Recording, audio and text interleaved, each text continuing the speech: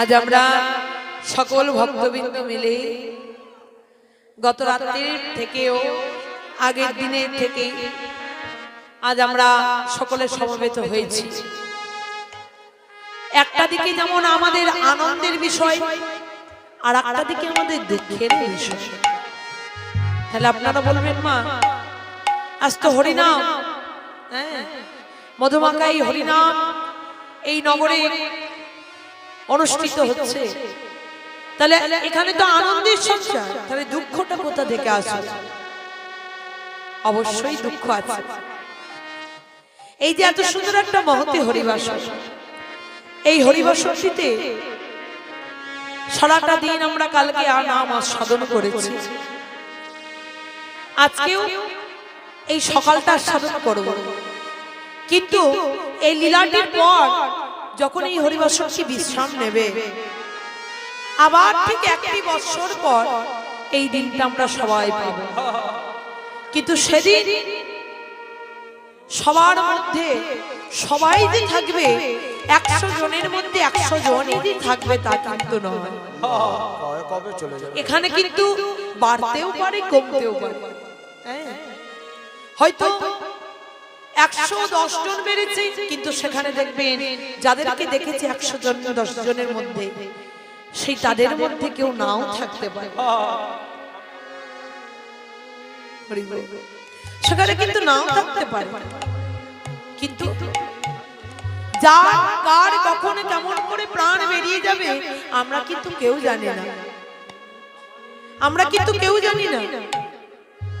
কিন্তু যতটুকু সময় আজ আমরা এখানে সকলে উপস্থিত হয়েছি, প্রাণ ভরে এই মধুমাকাই হরিনাম সাধন করব।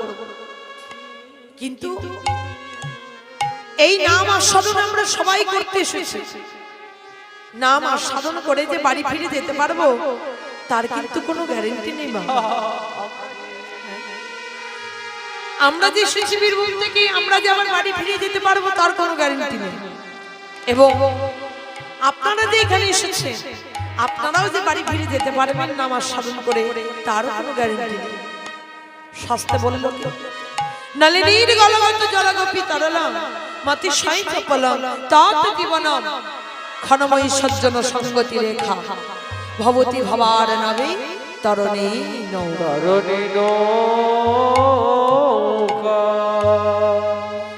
একটি পদ্ম পাতার উপর এক বিন্দু জল, সেটা হাওয়ায় টলমল খাচ্ছে। কিন্তু হাওয়ায় টলমল খেতে খেতে কখন যে পদ্ম পাতার জল জলে পড়ে যাবে আমরা কেউ জানি না।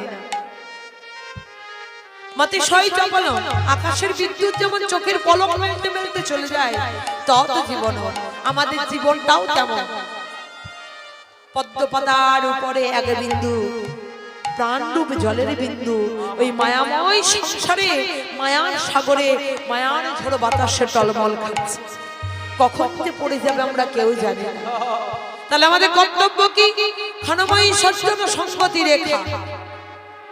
ক্ষণিক মাত্র যদি আপনাদের মতো সাধুগুরু বৈষ্ণব সকলের মতো এই সকল ভক্তের মতো যদি একবার সঙ্গ করতে পারি, ভবতি ভবার নবে তরুণী নৌকা।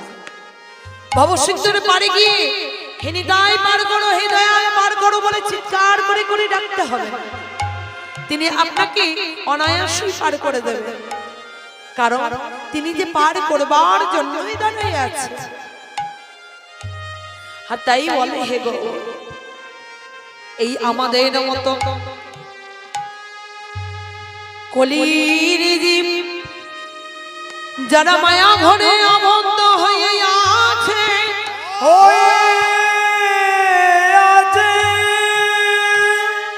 তাদের মতো কলির জীবকে তুমি একবার উদ্ধার করাইয়ে দাও।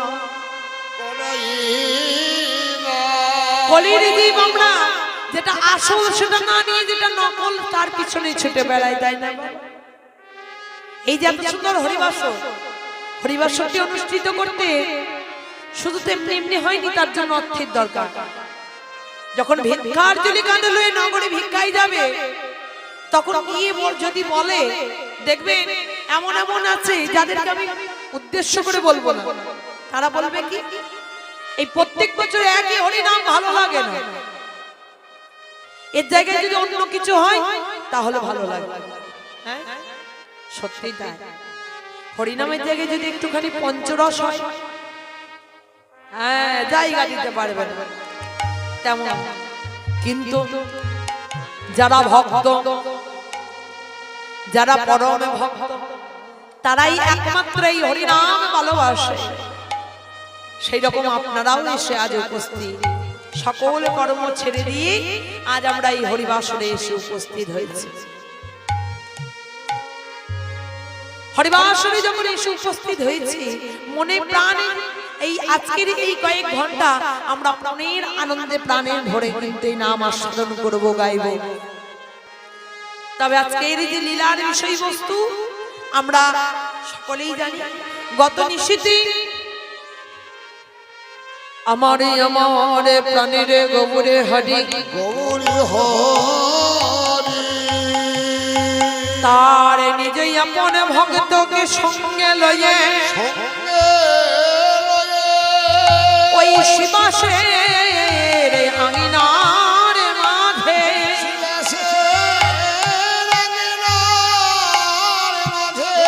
সেই পুরবের সেই বৃন্দাবনের রাস অপ্রাকৃত রাস লীলা তার আপন ভক্তদেরকে, নিজ ভক্তদেরকে আস্বাদন করাইয়েছে। রাস নৃত্যে নেচে গিয়ে পরিশ্রান্ত হয়ে, দেহ পরিশ্রান্ত ক্লান্ত হয়ে শিবাসের আঙ্গিনায় বিচিত্র পালঙ্ক রূপ, শিবাসের গৃহে মাঝে বিচিত্র পালঙ্কর উপর সুতায় সুতিয়া আছে। অমা বিচিত্র, যার কোনো চিত্র হয় না, যার কোনো মাপ হয় না, সুন্দর করে গৌর হরি কিসের উপর ঘুমাচ্ছে? যেখানেই পালঙ্কে ঘুমাক না কেন, তার মধ্যে শ্রীবাস তার ভক্তি প্রেম নিশ্চিত মাখাইয়া রেখেছে, মাখাই রেখেছে। তার উপর প্রভু আমার প্রাণ ভরে মনে শান্তি অনুযায়ী ঘুমাচ্ছে।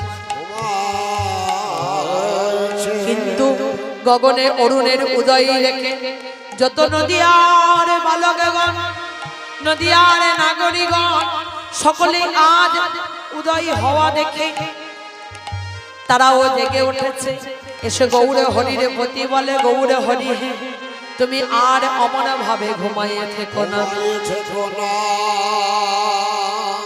একবার চেয়ে দেখো। তাহলে আজকের যে লীলা, রাধা মাধব গত নিশীথে রাস নৃত্যে নেচে গিয়ে পরিশ্রান্ত হয়েছিল, ঘুমাইছে। তাই আজকে আমাদেরকে সকল ভক্তদেরকে কর্তব্য কি, রাধা মাধব নিতাই গৌরকে জাগানো। তাহলে জাগাবো কোথায়? মন্দিরে ঘুমাচ্ছে জাগাবো না, না, এসেছি সকলে বসেছি আমাদের হৃদয় মন্দিরে। রাধা মাধব কিন্তু আছে, নিতাই গৌর আছে, তাদেরকে গুরু দত্তরূপী এই গুরুদেব যে বীজ মন্ত্র দিয়েছে, তার দ্বারা এই হরিনামের মিশ্রিত প্রেম ভক্তির দ্বারা আমরা রাধা মাধব নিতাই গৌরকে জাগাবো। আজকের লীলা সেটা আপনারা জাগরণই বলুন না কেন, হ্যাঁ, কুঞ্জ বর্ণনই বলুন না কেন, যাই হোক রাধা মাধবী কুঞ্জ বর্ণন লীলা, তাই তো নাকি? একবারে চেয়ে দেখো, গৌর হরি ময় রাম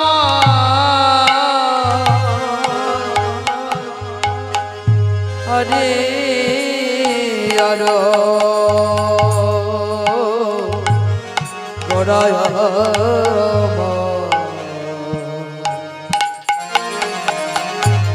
গোরা গোরা গোরা গোরা গোরা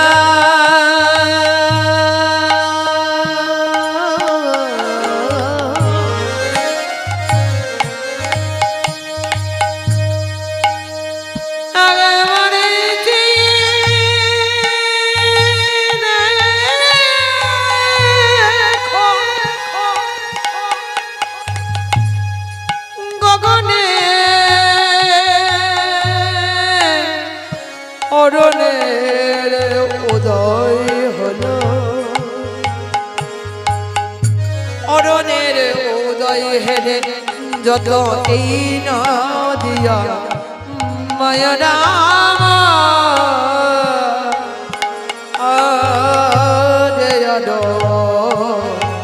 আমার কোকিলে ধনে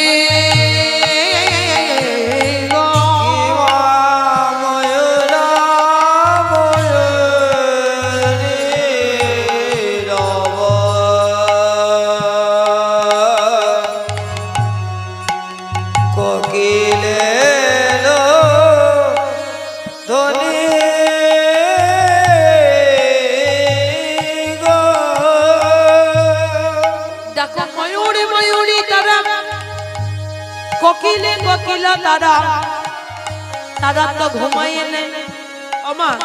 আমাদের জাগিবার আগে ভোরবেলায় যত জীব আছে, যত পশু পাখি পক্ষীকুল আছে, তারা কিন্তু আগে জাগে, তাই না?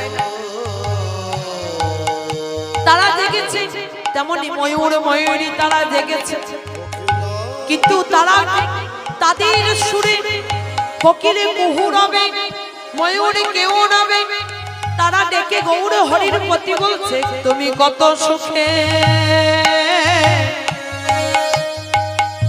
নিদ্রা যাও হে আমার গৌর গুণমণি,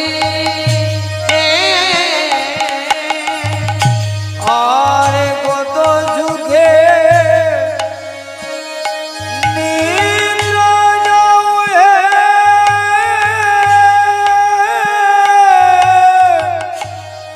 আমার গৌর গুলো মনে তুমি কত সুখে গৌর হে নিদ্রা যাও হে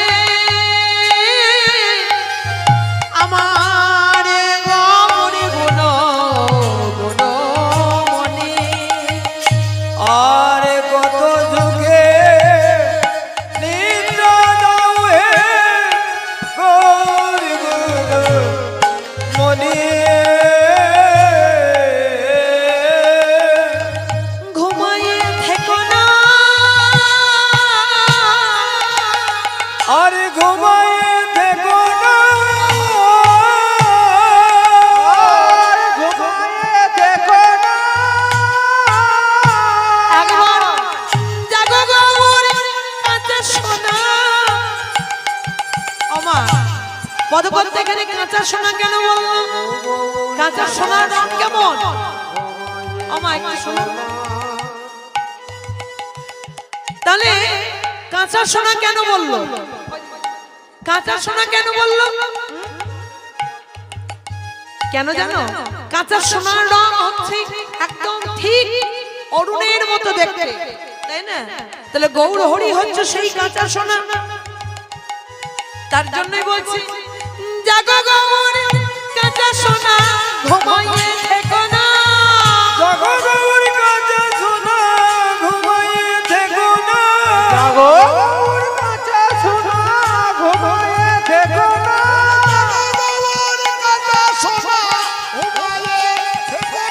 জাগো গৌর কাঁচা সোনা, জাগো জীবের হৃদয় মন্দিরে, জাগো গৌর কাঁচা সোনা, জাগো জীবে কাঁচা সোনা, জাগো হৃদয় মন্দিরে, জাগো গৌর কাঁচা সোনা, জাগো গৌর মন্দিরে, জাগো গৌর কাঁচা সোনা, জাগো জীবে মন্দিরে ঘুমায় থেকো না, তুমি কত সুখে নিদ্রা যাও হে গৌর গুণমণি, আর কত যুগে নিদ্রা যাও হে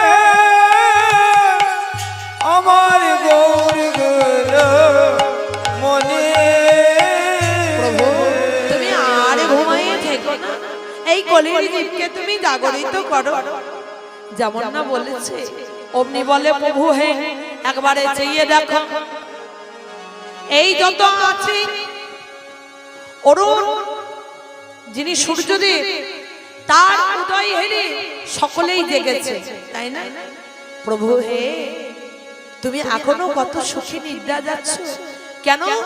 ভক্তের যত ভক্তের আলিঙ্গন পেয়ে, ভক্তের আলিঙ্গন পেয়ে প্রভু আমার প্রাণ ভরে মনের শান্তিতে ঘুমাচ্ছে।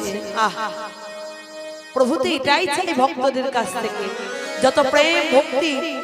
প্রভু শুধু ভক্তদের কাছে ওই যে আমরা যাই পুজো দিতে ভালো ভালো মন্ডা মিষ্টি নিয়ে, তাই না? ওগুলো কি খাওয়ার জন্য তিনি বসে থাকেন? হরে কৃষ্ণ।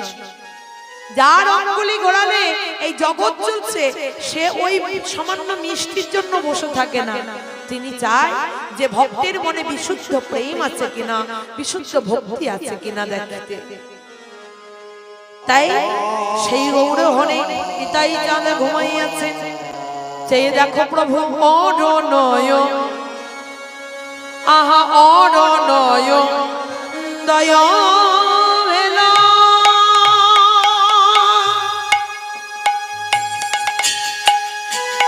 দেখো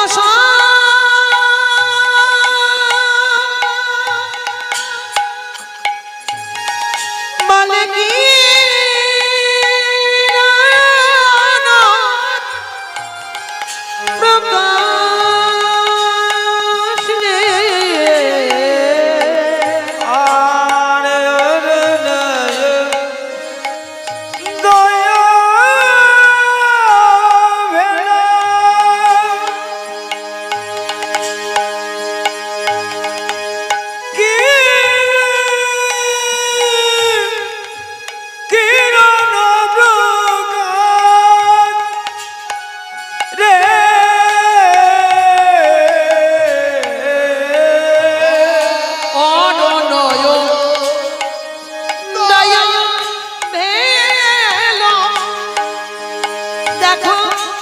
প্রভু অরুণের উদয় হেরে, অরুণ যেমন না উদয় হয়েছে, তার কিরণ চারিদিকে প্রকাশ হচ্ছে, তাতে অন্ধকার দূরীভূত হয়েছে, তাই না মা? একটু অরুণ উদয় হতে যাচ্ছে আর তখনই চারিদিক অন্ধকার চলে গেছে, তাই না মা? আচ্ছা দেখবে এই প্রথমে যে সকালবেলায় যেটা ওঠে তাকে কি বলে? সূর্য নাকি? কিন্তু না, প্রথমে যে উদয় হয় সে হচ্ছে অরুণ, এবং তারপরে যে আস্তে আস্তে বেলা চলে তখন মাথার উপরে যে এসে দাঁড়ায় তাকে বলে সূর্য। হ্যাঁ, সে যখন তাপ দিতে আরম্ভ করবে তখন সূর্যতে পরিণত হচ্ছে। কিন্তু প্রথমে যে উঠছে দেখবেন ওই দিব্য কুসুমের মতো দেখতে, লাল রঙের একদম, তাই না? সেই লাল রঙের ওটাই, তার কিন্তু কোনো তাপ নেই, আস্তে আস্তে উদয় হচ্ছে, তাকে দেখা যায় চোখে। কিন্তু সূর্যকে তোকে কিন্তু দেখা যায় না। দেখা যায়? সূর্যকে দেখতে পাবেন না, চোখ ধাঁধিয়ে যাবে।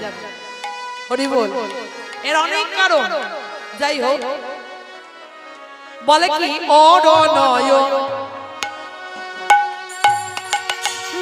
দয়া ভেল আমার কিরণ প্রকাশ আরে অরণয় দয়া ভেল কিরণ প্রকাশ গো আমার তেজলা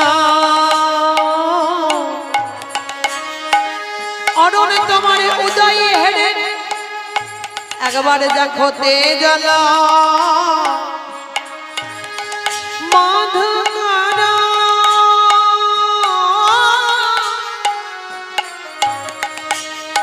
আমার কুমুদিনীর মা